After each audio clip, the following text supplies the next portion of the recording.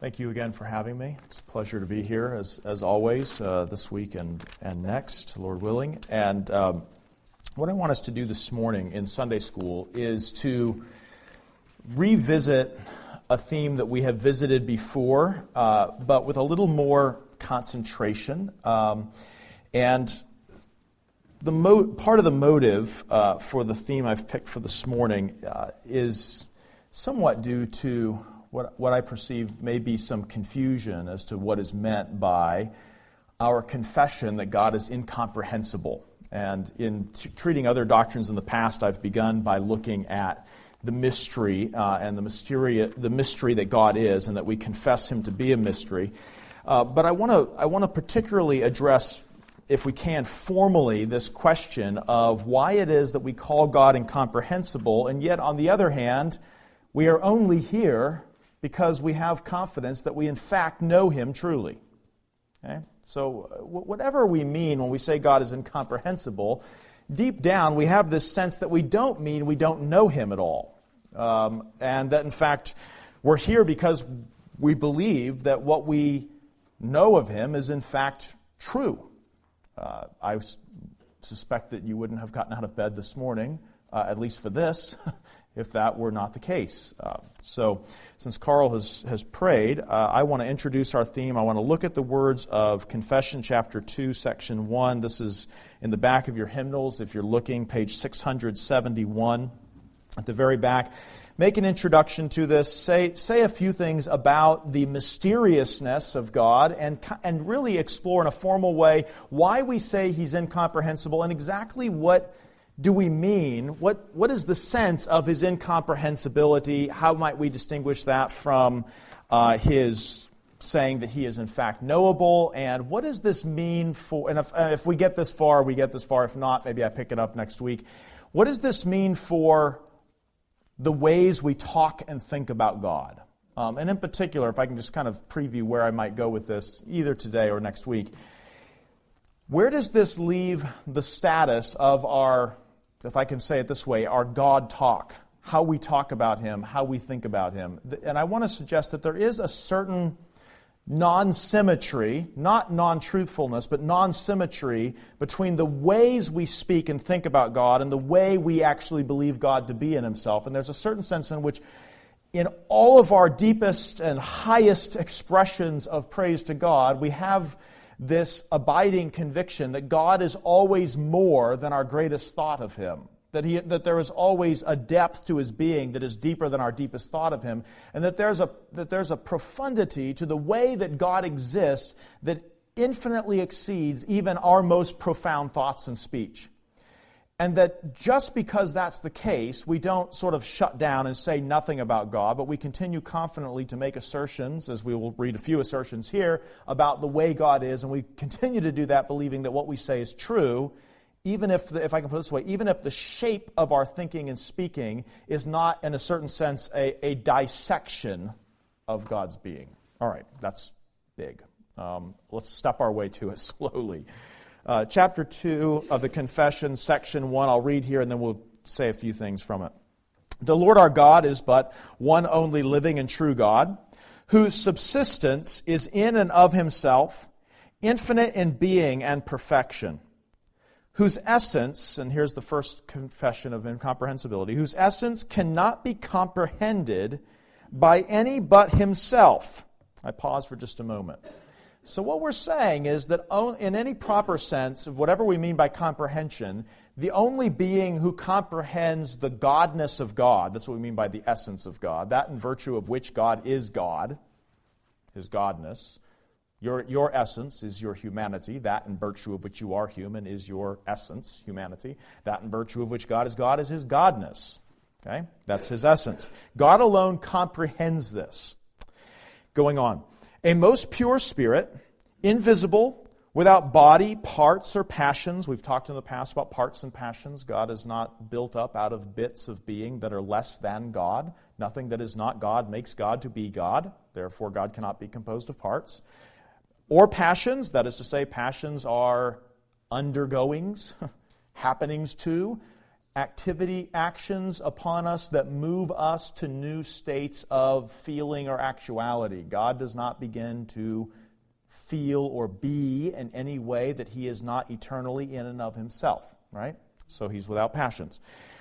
Who only hath immortality, dwelling in, here's the second confession of incomprehensibility, dwelling in the light which no man can approach unto. 1 Timothy 6, right? So there's the second. So we speak about the one who dwells in inapproachable light, not unapproached light, unapproachable light. There's a difference. It's not that God happens not to have been approached. It's that he is not the sort of being who could be approached by us in terms of our comprehending and knowing. It goes on. Who is immutable, immense, that's an old-fashioned way of saying omnipresent, eternal, third time now, incomprehensible. First, incomprehensible to us because he is only comprehended by himself.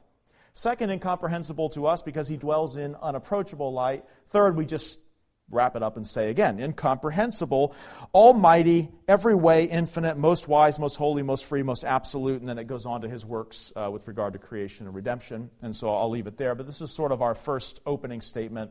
A number of things we say about God. The thing we seem to be saying the most about God is that we don't comprehend him. If you don't perceive at least the feeling of a little irony in that we're saying all these things, and yet peppered in all of our God talk are these constant reminders that nothing that we say about God fully comprehends or, as it were, gets around him. Clearly, though, we don't mean to say that we know nothing. So whatever we mean by incomprehensible, we're not using that term incomprehensible as a pure synonym of knowing. Okay? There's an unknowing and there is a knowing. Okay, and I think we, as Christians, there's a sense in which we need to recognize that. I'll get into the text in a second, but why does the confession hit us 3 times with incomprehensibility in the first half of the first paragraph on God? I think in many ways it is to warn us. It is to flag us down from thinking that God is in some way easily captured by the statements we make about him or the thoughts we have of him. Not to flag us off of thinking that our thoughts are true, but to flag us off from thinking that our thoughts about him sort of sum him up. We don't sum him up. And the reason we don't, we don't sum him up because he is infinite and being and we are finite, and the finite does not sum up or capture the sum of the infinite. Because the infinite, technically speaking, is not a sum. Right? It's beyond, there's a beyondness in God that is not captured by our... Watch this, if I can say this. There's a beyondness in the glory of God that is not captured by our statements, is not captured by our thoughts. And can I say this? Is not even captured by the totality of the witness to God as we find it in creation and in Scripture. Which is to say that God's glory is infinitely more than the revelation of his glory. Right? We've made this statement before, but I think we need to... The confession wants us to remind ourselves of this 3 times. So I'm taking that as my excuse for revisiting topics we've hit before. That there's a beyondness to God's glory, a greatness, a magnitude of his glory that is not captured, comprehended by the revelation of that glory in the created order, or even the revelation of that glory in Scripture itself. And I want to suggest that even the Bible itself witnesses to this ungraspable... I think that's a word, but if it's not, you know what I mean by it, so it's going to work. This ungraspable beyondness in the being of God. And again, why am I emphasizing this?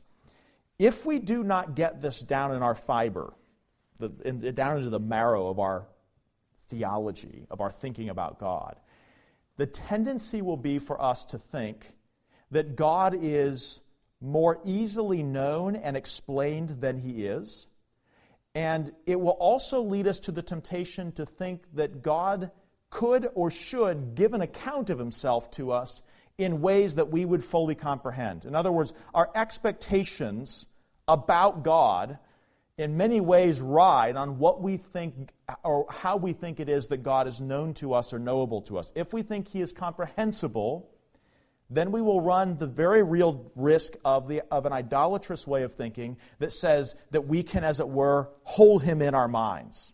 contain him. I'll open up that language. So, comprehended only by himself, dwells in unapproachable light, incomprehensible. Okay. Herman Bavinck says this about the mystery of the Godhead. Mystery, he says, is the light, and Joanna smiles because she knows that I hit this in my class on Doctrine of God, and I make a big deal out of it. And then I spend a whole semester telling students as they ask me questions, your question is turning on the assumption that you comprehend him, which may be perceived as deflecting the question, and maybe it is occasionally.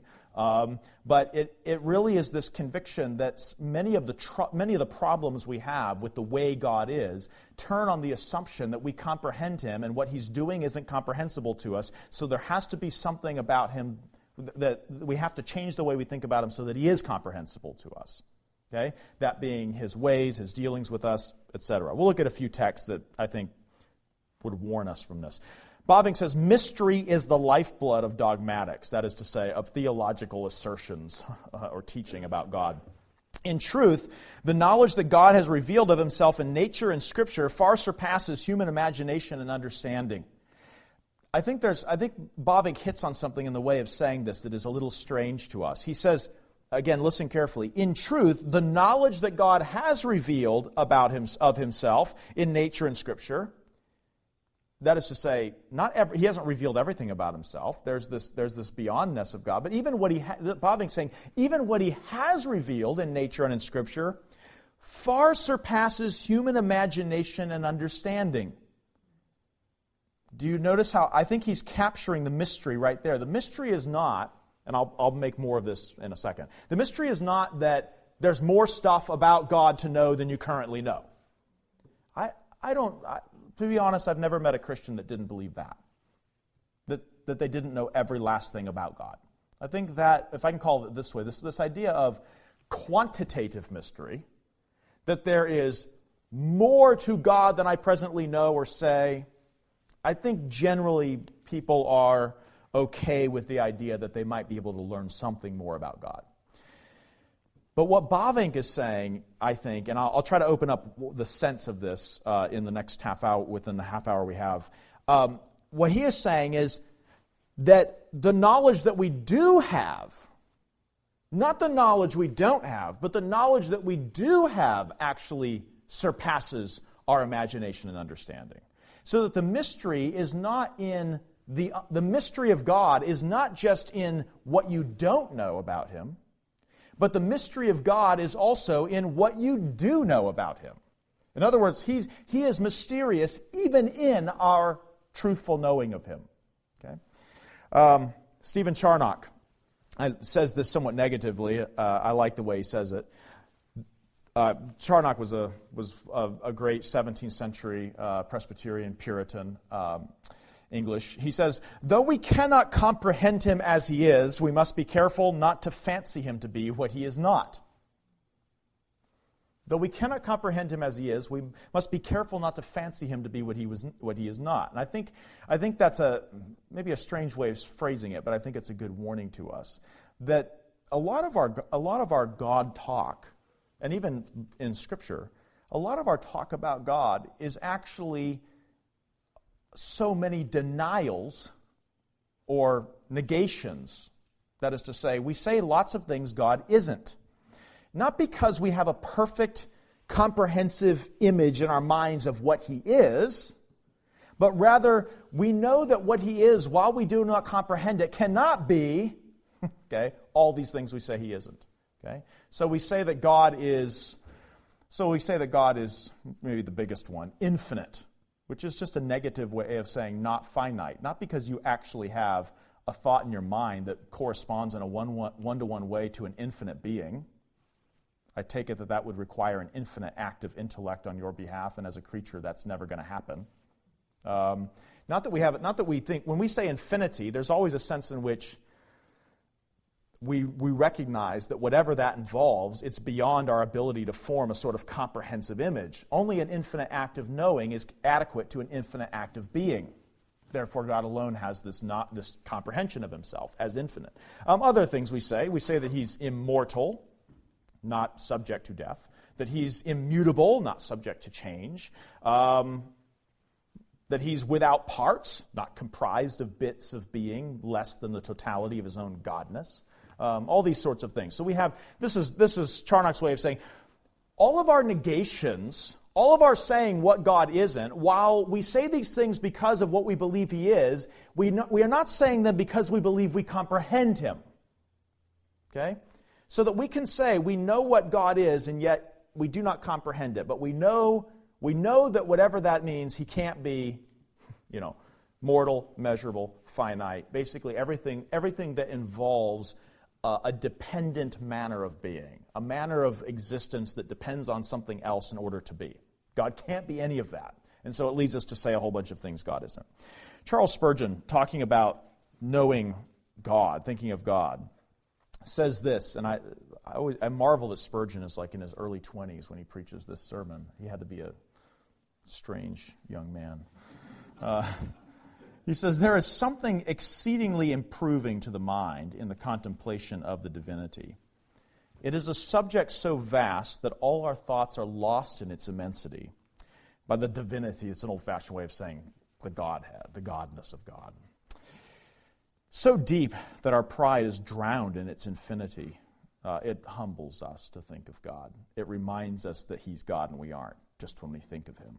He says, other subjects we can compass and grapple with. Compass is the idea of get around, right? A compass is a containment. Other subjects we can compass and grapple with. In them we feel a kind of self-content. We go our way with a thought, "Behold, I am wise." In other words, with enough time and effort and giftedness, you could get, if I can use this term because I think this is the way to say it, you could get your mind around a number of areas of human knowledge. You could get your mind around certain features of theoretical mathematics or of physics or of botany or of zoology or of more craftsman-like arts, carpentry or electricity. You could get your mind around a good number of the arts and the sciences, whether that is as a scholar or whether that is as an artisan, as a practitioner. You could do this, and when you do it, you could go your way, as Spurgeon says, thinking, "Behold, I am wise.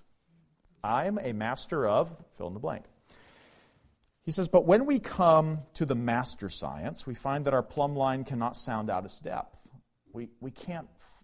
In other words, the reason you can master the arts and the sciences, humanly speaking, is because the arts and the sciences are finite areas of human knowledge.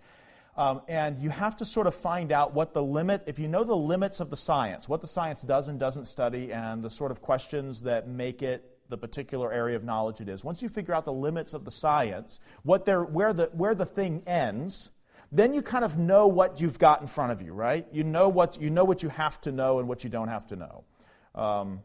Joe does computer imaging and graphic design, and Joe knows to be good at his craft, Joe has to have a good idea of what needs to be known and what can be known within his field, what he needs to master. He needs to know where graphic design ends and where some other aspect of computer science or some other area of human knowledge begins. He has to know where graphic design ends, and to put it this way, where plumbing begins. And he knows what he doesn't know, and he knows where to focus in order to know graphic design. That's his plumb line, as it were. That's him feeling out the edges of his field of knowledge and then working to master it. Spurgeon goes on, "When we come to the doctrine of God, though, we find that our plumb line cannot find its depth, that our eagle eye cannot see its height." He says, "No subject of contemplation will tend more to humble the mind than thoughts of God." Okay? When you come to the thought of God and you begin to sort of probe around and think about him, what you find is that there is no boundary, in a sense. There is no some area of perfection or being that in a certain sense is outside of him, but in him he is the sum and perfect exemplar of all that is good and perfect in being. So that as you probe around, you find that you can't You can't find the limits. And if you don't know where this area of knowledge ends and the next thing begins, then you're never going to be a master of it. And that's Spurgeon's point. We don't master the doctrine of God. We try to, at the very least, we try to master not saying the wrong thing. But we don't master in the sense of positively get our minds around the one we study. So he says, no subject will tend more to humble the mind than thoughts of God. But while the subject humbles the mind, it also expands it. Nothing will so enlarge the intellect, nothing so magnify the whole soul of man as a devout, earnest, and continued investigation of the great subject of the deity. So, some people, I think, feel like, well, what's the point? If I'm not going to master this, if I'm not going to comprehend this, then why pursue it at all? In other words, we tend to treat God like we might treat any other field of human knowing. If I can't potentially master this area, then it will just be nothing but a frustrating and fruitless endeavor to begin to even try to know it at all. And what I'm suggesting is, maybe to put it basically, God isn't that sort of thing. God isn't the sort of being to which we come and say, I'm either going to master this or I'm not going to pursue the knowledge of it at all. That expectation fails to understand why God is God and the world is the world. In other words, what makes him different than all else. In fact, the glory of knowing God, part of the glory of knowing God is the glory of his incomprehensibility. It is knowing him to be the incomprehensible. All right, let's jump in a little bit. So when we say God is incomprehensible, what we mean basically is not merely that God cannot be known. There is obviously an unknownness to God in one respect, but we mean quite literally that God cannot be contained by the mind of the creature. And that's, if you want the key word is contained. If you wanted an older word, circumscribed, encompassed. Okay? All right, let's look at a few texts, and then I want to say a few things about the nature of this incomprehensibility. The ones I want to begin with are in the book of Job.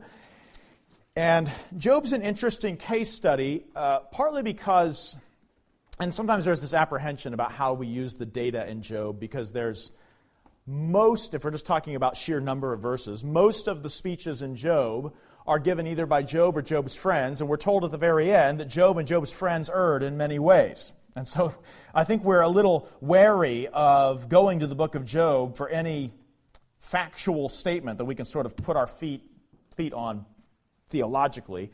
I think that's a mistake. Older generations of Christians had no qualms about going to the book of Job to discover many true things about God. In fact, sometimes, even in the mouths of friends that are giving bad counsel, the point is this, the book of Job can be a little tricky this way. Not everything the friends say is wrong. They say so many true things about God and about the world. What's wrong is the way in which they're trying to take these things and apply them to the exact situation of Job. Okay, so what makes them wrong is not that they are theologically illiterate or in error at every step. What makes them difficult is that they have misunderstood exactly how this applies in the case of Job. In short, basically, their big wrong thesis is that humans only suffer because of some particular sin they have committed. That's not the case with Job. We know that's not the case. The friends don't know that's not the case. Interestingly, Job knows that's not the case, but not for the same reason we know it. We know it because we have that revelation of that scene in heaven where God points out Job and his righteousness. And Satan says, well, he's only righteous because you give him all these blessings, and if you take them away, he'll curse you. And God, in fact, shows Satan that that's not the case, that Job's attachment is the attachment of a really righteous man who doesn't love God because of the circumstantial conveniences with which God fills his life. He loves God because it's right and because he really is a truly pious man. Job is not privy, so far as we know, to that whole backstory. The friends certainly are not. Job starts out well, right? His wife says, curse God and die. Shall we receive good from the hand of the Lord and not evil only? I mean, there's a real This is a remarkably pious response to unspeakable difficulty, loss of children and property and health, and also of the encouragement of his wife.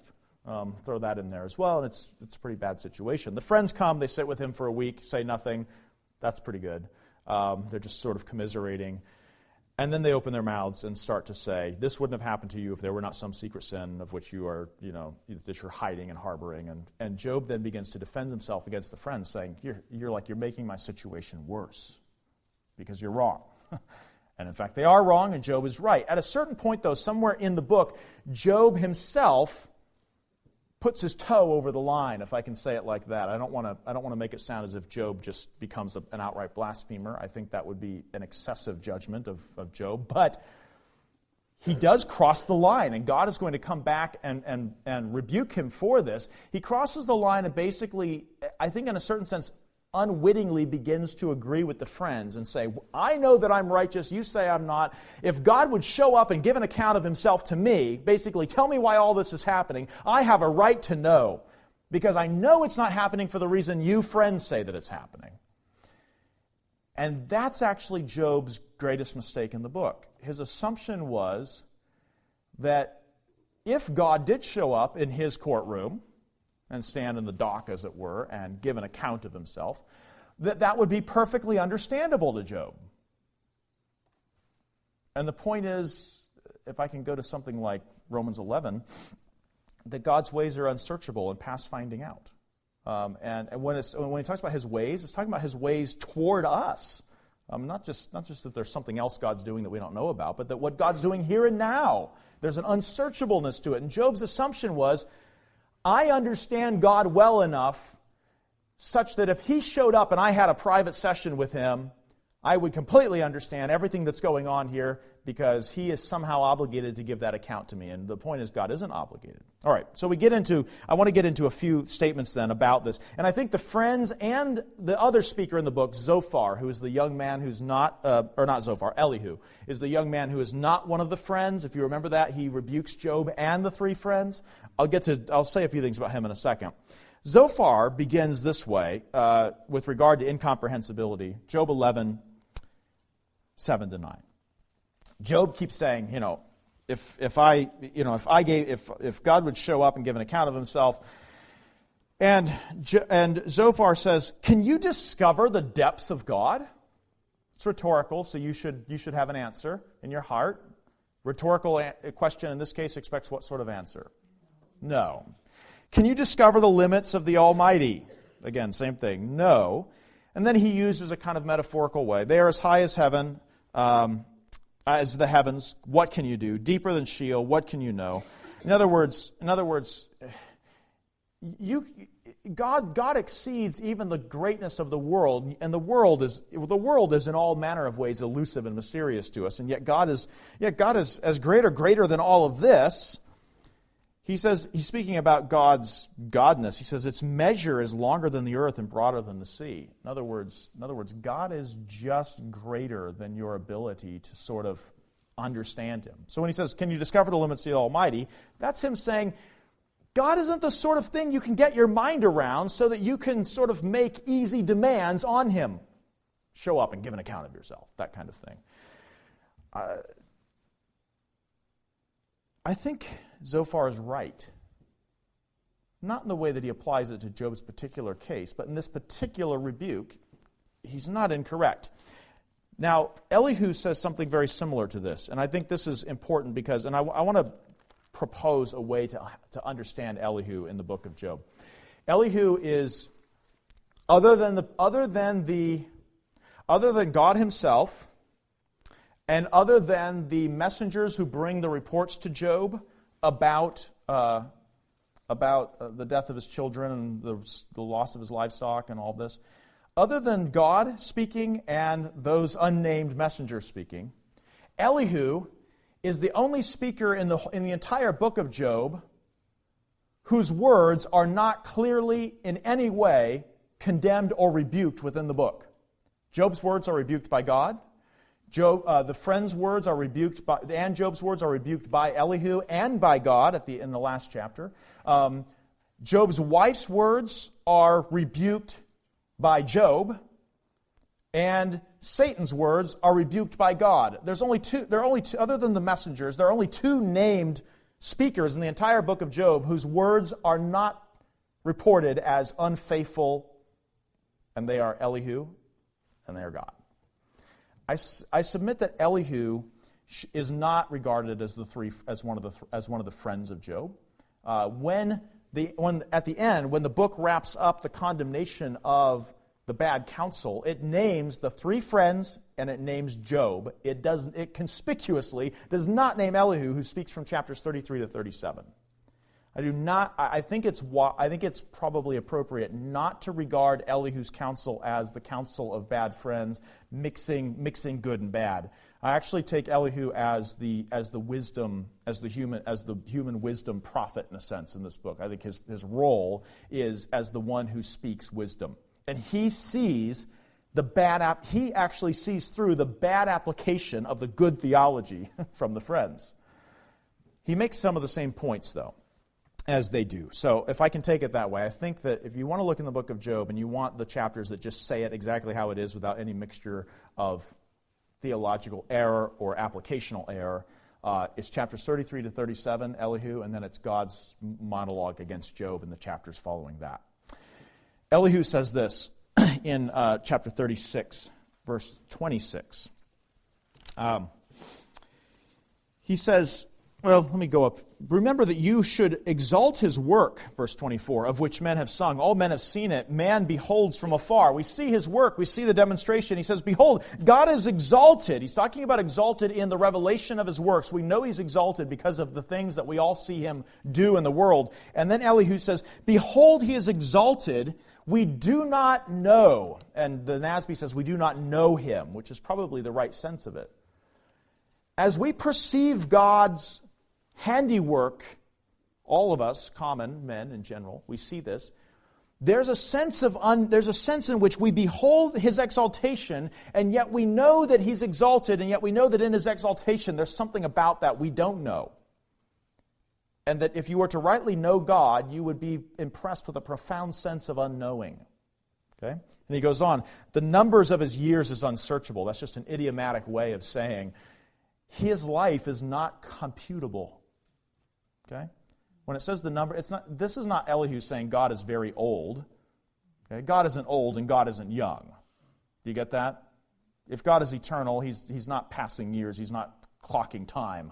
That's not the sense. The sense by saying the number of his years is unsearchable is he does not live in a way like all other things live, computable, measured. Those which, searchable years, I can say, what are my years? 35 or 40 or 45 or 65. We measure our lives by a computable, finite space. This is his way of saying God's life is not computable. And when he reveals himself, a revelation which we and all men see, remember, you should exalt his work of which all men have sung. All men have seen it, right? Romans 1 says that the witness about God is known to all in the things that are created. Elihu says exactly the same thing here. Man beholds from afar. It's not that a few occasionally see glimpses of God's glory. Everyone has a theatrical display of God's glory right in front of our noses all the time. Behold, God is exalted. And then he says, and we do not know him. We don't know his exaltation. We know that he is exalted, but we know that we don't comprehend what that means. Do you see what I'm getting at? We know what it doesn't mean. We know that he's not like us. But we know that he's exalted, but we don't. His exaltation is, if I can put it this way, here's the theater of his glory, but we realize that this is presenting to us one who is greater than all, and yet that doesn't mean that we actually sort of capture that greatness in our minds. Behold, his exaltation we do not know. This is the whole thing. If I can say, if it's as simple as saying, well, we either know God or we don't know God, the Bible is not going to allow you to take that kind of simplistic, can I say that, not insult anyone, a kind of simplistic either or. Either we know him or we don't. In your knowing him, there is an unknowing. that is profoundly coupled with it. And you don't know him unless you know that there is this unknown beyondness about him. If your knowing of him is a computable sort of knowing, like one whose years can be searched out, then I can't do better than Augustine on this. Augustine says, if you comprehend God, it is not God you comprehend. Okay, so I'll leave it with the Bishop of Hippo. If you comprehend God, it is not God you comprehend. I think that's the sense of Elihu's words here. Why is Elihu saying this, by the way? I mentioned earlier the value of incomprehensibility. Elihu is saying this to rebuke Job for Job's over-easy assumption that God would be fairly easily understood if he should show up and give an account of himself. The point is, you're treating God like he's computable, like he's searchable, like you could ask your 5 or 6 questions, you could put him under the scope of your interrogation, and that the answers would satisfy you. His ways are past finding out. There's an inscrutability in God's, even in God's revelation, even in his dealings with us, that is not the sort of thing that we could just easily say, oh yeah, I know God, I know what he's like and what he's up to. There's a sense in which we do know God, and we do know what God does, and we do know his faithfulness, and yet it doesn't mean that in every way in which God deals with every particular of our lives that we are just going to totally get it, because God isn't just gettable, okay? Like things whose years can be searched out. We do not know. Herman Bavinck, I think, very carefully affirms that there is a certain sort of holy and Christian agnosticism. Now, we use agnosticism as to describe those who say we don't know God at all. That's obviously not what we're talking about. But there is an unknownness, an unknowing in our knowing. And it doesn't falsify our knowing. It doesn't make our knowing not knowledge, but it makes our knowing finite. It makes our knowing in part. It makes our knowing the knowing of a creature, of a finite being, knowing an infinite being. Again, I would be careful with that language, not to go around talking about Christian agnosticism. You may be very badly misunderstood. But there is a kind of holy. This is an agnosticism. God is exalted, and we do not know. That, by the way, can I say this about Elihu's words there? The second half, we do not know. His point is not, and it's really frustrating, and one day we'll solve all this. Right? I think he's describing the inapproachable light in which God dwells. Again, like I said, it's not that God dwells in yet hitherto unapproached light, as if one day when we get to heaven, we're suddenly going to be on the inside of the unapproachable light. When Paul says to Timothy, God dwells in an unapproachable light, and he says, and no one has seen, and he adds this, nor can see his glory, his godness. I think this is what Elihu is gesturing toward here. God isn't the sort of being that you can easily get the answers from in a way that's going to perfectly satisfy your limited expectation and understanding of reality. You know what? We don't like this. Can I just say this? I like to have a handle on who's doing what and why, when, and all that's going on with it. I want to know, because then I can really be in control of the situation. And I'm not saying that's wrong. We are expected to be self-controlled and to, in a certain sense, exercise control over our lives and situations. We are expected on a human level to be responsible with knowledge regarding the circumstances around us. But what I'm saying is that may have a place on the horizontal level with regard to our relations to creatures, but that's not how it is with regard to our relation to God. We are not expected to manage, in a certain sense, the circumstances of our life vis-a-vis God. He manages that. And he manages that in a way where he is not a collaborator with us. Because if that were the case, how many things in your life wouldn't be the way they are? But his wisdom, his unsearchable the ways that are past finding out. Behold his transcendence, he is exalted. We do not know. Let that be a holy, I think Augustine goes on, I'll probably garble his words here, but he goes on and says something like, let it rather be a pious confession of ignorance rather than a rash profession of knowledge. And that's what we're talking about here, the pious confession of ignorance. Not the frustrated, agnostic, skeptical confession of ignorance, but a pious confession of ignorance. Behold, we do not know. I'm thinking of an article that I read, or a book rather, that I read sometime in the last week or so, making the point that, the classical Christian tradition, like Augustine and others who affirm things like this, are obviously affirming nonsense.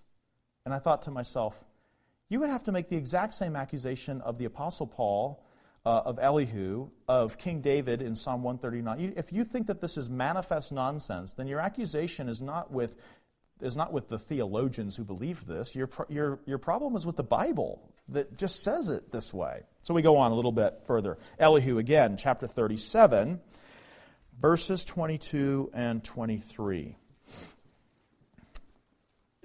Let me start in 21. Now men do not see the light which is bright in the sky, but the wind has passed and cleared them. Okay, so I think he's talking about the sun, which is above the clouds. The wind has passed and cleared them. And then when the wind passes, we don't see the sun. The wind comes, it blows the clouds away, and then it says, out of the north comes golden splendor. And then he applies this to God. He says, around God is awesome majesty. Now, watch this. The awesome majesty that is around God, can I say this, is not the godness of God. It is the phenomenal manifestation of his godness. The light is not the inner being of God. The light is the splendid manifestation. In other words, you see the difference? It's the revelation of God that is described here, this awesome majesty, this luminous majesty. This is a luminous, phenomenal revelation that surrounds him. And then verse 23, he says, the Almighty, we cannot find him. Can I say that is not a statement of frustration or of skeptical agnosticism? That is a statement of holy and pious agnosticism. If there is such a thing, this is it. Is that a fair thing to say? When we talk about when our confession keeps hammering us with, only God comprehends himself, he dwells in unapproachable light, he's incomprehensible, those writers of the confession are jealous for our piety. The confessing the doctrine of incomprehensibility is intended to guard our piety, to guard us from rash, presumptuous thoughts that God is like other things, graspable by the human intellect. This is a holy profession of ignorance. The Almighty, we cannot find him. He is exalted in power.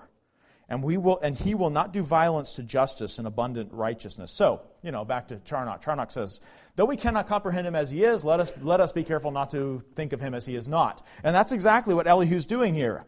Not thinking of him as he is not. He will not do violence to justice and abundant righteousness. In other words, whatever God is doing with you, Job, let us confess that he is not violating the terms of righteousness and justice, even if the way he's dealing with you leaves him inside of that unapproachable light. Okay? Even if it leaves him not fully computable by your standards and mine. That is the proverbial speaker in Job. This, by the way, historically, Job is classified with wisdom literature, right? And when we talk about classifications of biblical genres, Job always falls in wisdom literature. A lot of the wisdom literature is, like Ecclesiastes, a big rehearsal of foolishness so that we wouldn't be like that. Sometimes that's what it is. I think that a good part of the book of Job, basically beginning from the counsel of Job's friends until the intervention of Elihu, who can't help himself anymore and says, I've heard enough. Up until that point, I think it is wisdom literature in a negative mode. That is to say, it is wisdom literature showing us how not to think through the questions of God's being and his dealings with us. And it also shows us how easy it is to have right theology and wrong understandings of the implications of the right theology. The positive wisdom literature in Job, as far as the human speakers goes, begins with Elihu from 33 to 37, and then God ends up repeating, this is what's interesting, in God's monologue against Job, God ends up repeating a number of the positive things that the foolish friends said about him, and a number of the positive things that Elihu said about him, in which God sort of gives his own imprimatur of authority on those true statements, but of course then he applies it, interestingly, I believe, in a way that agrees with the way Elihu applies it, but not with the way that the three friends had applied it before that. So he says, Around God is awesome majesty. The Almighty, we cannot find him. He is exalted in power. He says, therefore men fear him. He does not regard any who are wise in heart. Wait a minute. He does not regard any who are wise. Now that is unapproachable. What are you talking about? I think what he means is this. God doesn't have a need for us.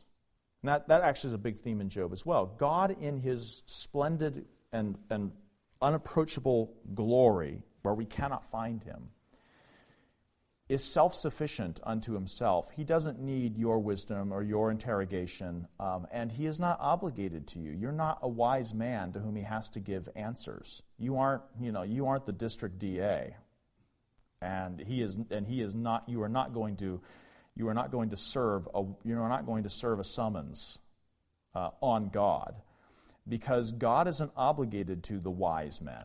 God isn't obligated to the court of human wisdom. And so I think that's what he means when he says he does not regard any who are wise in heart. It doesn't mean that God doesn't care whether we're wise in heart. When he says he does not regard, the idea is he is not under obligation to. Does that make sense? He's not under obligation to. And God himself kind of brings it to this in the end. Well, a couple of things, and I'll come to it. Chapter 38, verses 4 to 7, this is God speaking, and God in effect presents Job with the same dilemma. You don't comprehend me. You don't even comprehend my works of creation. Where were you when first there's a little bit of divine mockery from God's side. Gird up your loins like a man. Okay, you want this session? Okay, get ready. And I will ask you, and you instruct me. Is God being sarcastic toward Job? I can't read that any other way. God is saying, all right, you want this? I'm going to ask you questions, and you tell me about me, Job. Job, you give me a lesson in theology proper.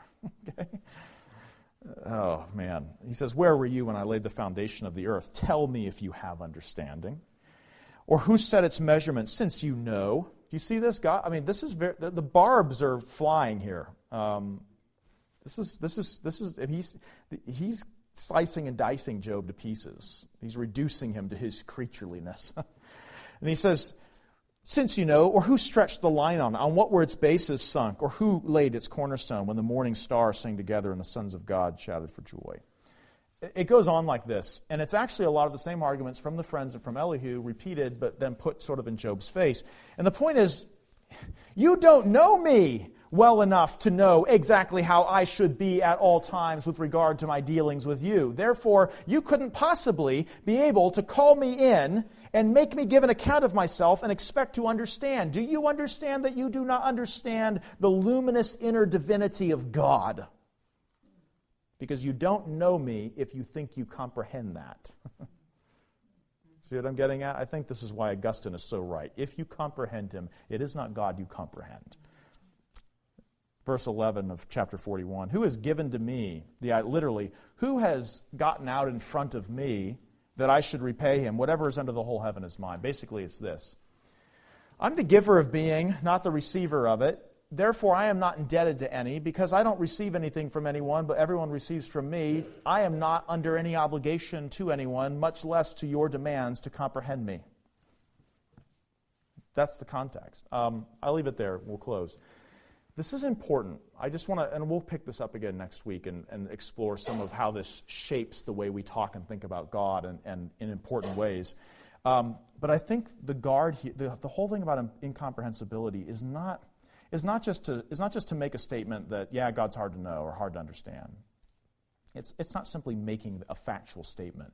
It's making the statement so as to guard our hearts, so as to guard us from slipping into that over-easy way of thinking about God and his godness, that God is intelligible to us like anything else is, computable in our minds like anything else that might be. It's a statement saying he's not that sort of being. Be careful not to think he is. All right, let's pray that the Lord would guard our hearts and minds in this regard.